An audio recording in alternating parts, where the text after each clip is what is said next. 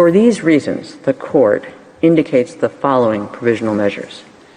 By 13 votes to 2, the Russian Federation shall immediately suspend the military operations that it commenced on 24 February 2022 in the territory of Ukraine. The International Court of Justice has also ruled that Russia must ensure that any military or irregular armed units which may be directed or supported by it stop military aggression in Ukraine.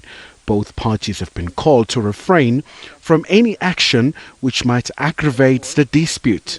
Meanwhile, here at home, the University of Johannesburg hosted a discussion on the situation in Ukraine.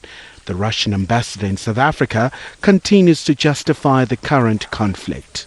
The suspicion that we had, but now they are corroborated by the hard evidence that we are obtaining on the ground, that there were some secret biological laboratories deployed in Ukraine, and some research was going on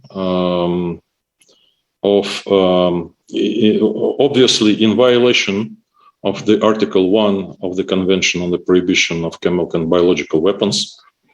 And so biological weapons were being worked on in these laboratories by Ukrainians and with the assistance of the Defense Department of the United States. Former American ambassador in Ukraine says the war is more about Moscow retaining regime control over Kyiv. The Kremlin was concerned that Ukraine was slipping out of Moscow's orbit, and that was happening. But let me note that nothing has done more than Russian policy over the past 8 years, the seizure of Crimea, Russian support for the conflict in Donbass. Nothing has done more than that to push Ukraine away from Russia and towards the West. International relations expert Prof. Chris Landsberg says the blame cannot be placed squarely on Russia.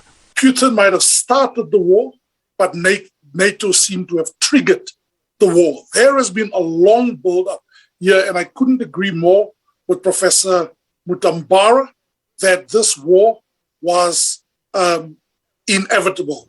Meanwhile, South African President Cyril Ramaphosa says he hopes to speak to Ukrainian President Volodymyr Zelensky soon and has called on the two countries to engage in constructive dialogue. Having spoken to President Vladimir Putin and also going to be speaking to other leaders about how this conflict can be mediated and be brought to an end, I'm hopeful that it will come to an end sooner. Russian Foreign Minister Sergei Lavrov says he sees some hope for reaching a compromise in the negotiations over the war in Ukraine. Khayelihle Khumalo, SABC News, Johannesburg.